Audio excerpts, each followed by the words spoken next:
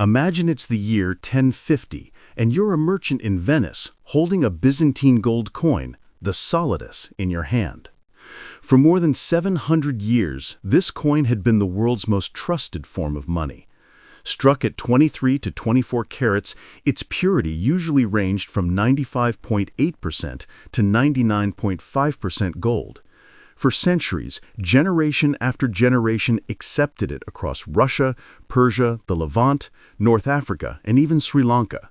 It functioned as the Middle Ages' reserve currency, the universal standard of value. But the coin in your hand feels suspicious. A money changer confirms it. The purity is now only 87.5% gold. The Byzantine emperors have begun to debase their currency, and within just 30 years, that debasement will accelerate dramatically. By the late 1070s, the solidus will fall from 87.5% gold to just 33%, and international merchants will stop accepting it. Venice will respond by issuing its own replacement currency, the ducat. The larger lesson is that the solidus lost its reserve currency status 249 years before Constantinople itself fell. Financial collapse came long before political collapse.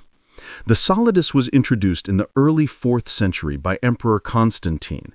It was minted at 72 coins per Roman pound, 326.6 grams, with each coin weighing around 4.5 grams of gold. While theoretically pure, medieval refining made most coins about 23 carats. Even so, this standard remained consistent from the 4th to the 10th century.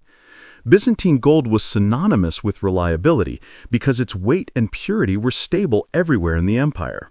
As Byzantine trade networks stretched across the Mediterranean and beyond, the solidus circulated widely, appearing in hordes across Europe, the Middle East, and even South Asia.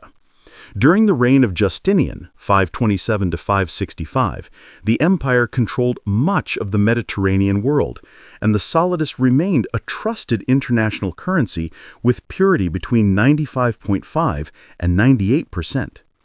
This stability began to weaken in the 7th century.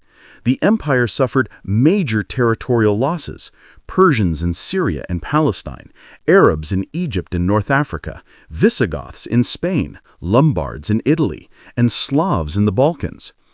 Byzantium lost 2/3 of its land, and more importantly, its richest provinces.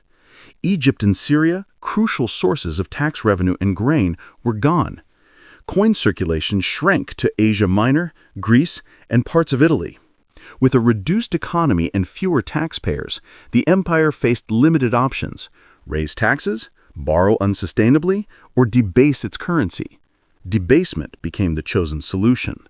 The process became noticeable in the 1030s under Romanos Argyros. Michael IV, a former money changer who became emperor in 1034, continued the trend. Under Constantine IX Monomachos, 1042 to 1055, the solidus fell to 21 carats, 87.5% gold.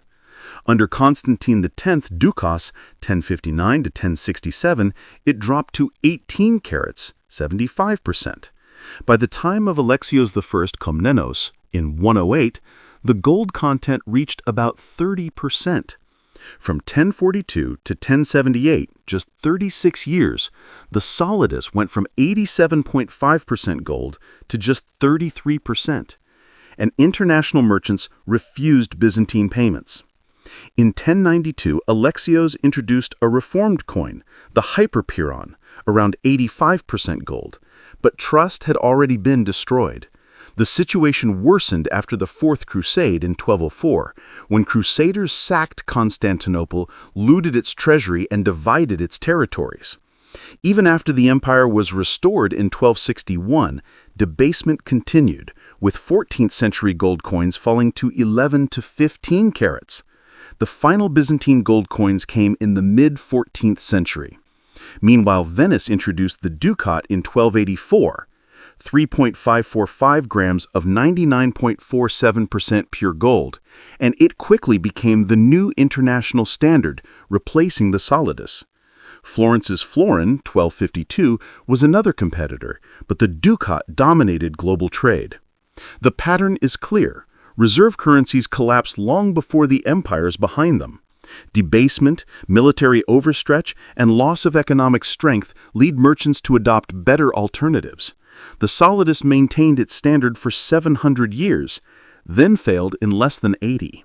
Once trust is lost, it cannot be restored. If this video gave you value, don't forget to like, subscribe, and share with anyone who appreciates deep dives into history and finance.